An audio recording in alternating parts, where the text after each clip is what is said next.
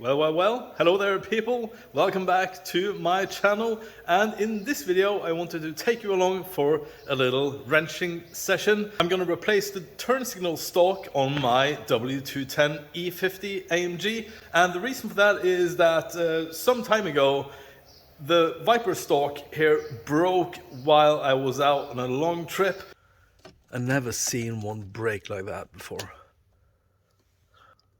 Oh yeah, there you can see it. I have now sourced a new one. Unfortunately, I did not have the money to spend on a brand new original one, so I sourced an aftermarket generic type, and I really don't know much about it other than it is the same parts number, and hopefully it will work.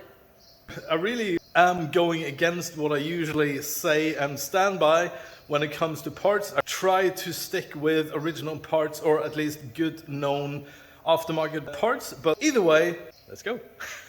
Remove the back seats by doing like this.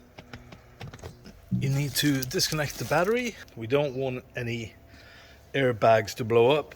T30 Torx bit with an extension on to remove the airbag, and that is behind the steering wheel like this, like that, like that, and that is a T10 hex. Then we use the Ugga Dugga. Remove these. You should also pay attention to the orientation of the steering wheel.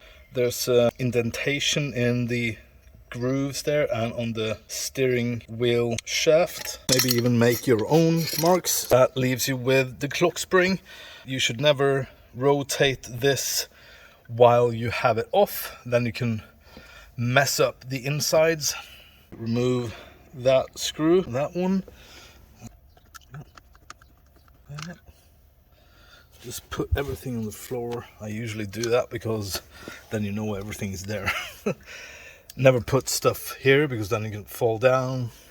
And this is the complete clock spring with the steering angle sensor, which is ridiculously expensive on these cars. This is the old type where the wiring harness is attached to the steering angle sensor. I just screwed in these screws that I dropped on the floor, screwed it back in so you can't rotate it. Undo these screws you can see around here. The connector for the turn signal switch is located under here, or behind there. This one. What was this? I hope it's just a cover. Then we will compare a bit. I'm a bit skeptical to this stuff here.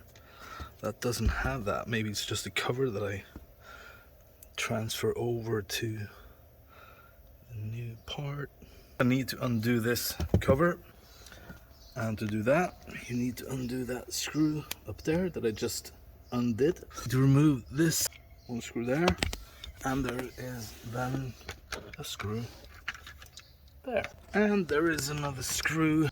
There it is. Now we're gonna get this on my head. Maybe, oh yeah.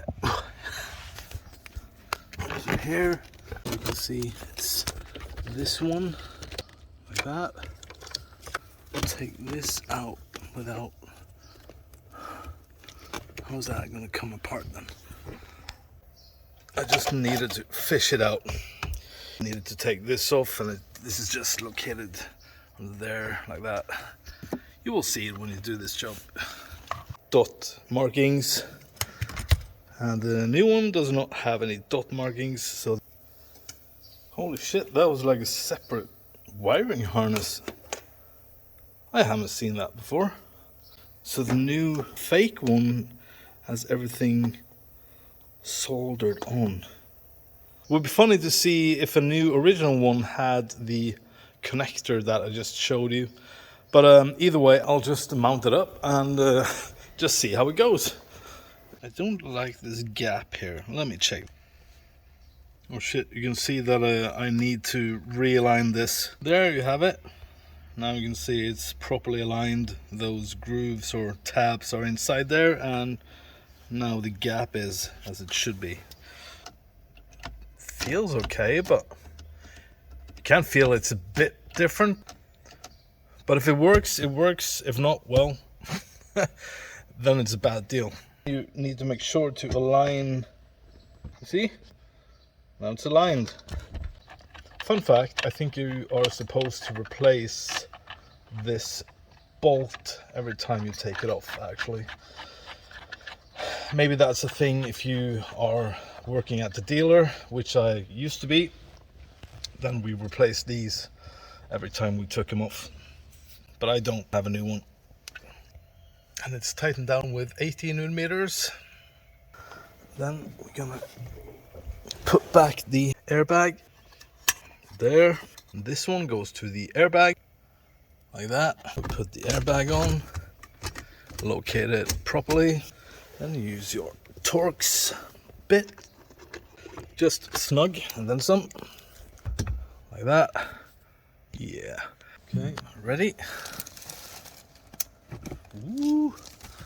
I'm always super nervous when connecting battery power back on, regarding like airbag stuff. Where is my 13mm? There it is. The 13 and 10mm wrenches always disappear. I don't know where they're gonna go. Maybe they have a meeting, like a 10mm meeting. And when you're doing this, always make sure that you don't short out like, oh shit. You see what almost happened there? That is what you don't want, this touching ground. And I got lucky there, like that. Ooh. Are you ready? I'm always super nervous. Okay. That works.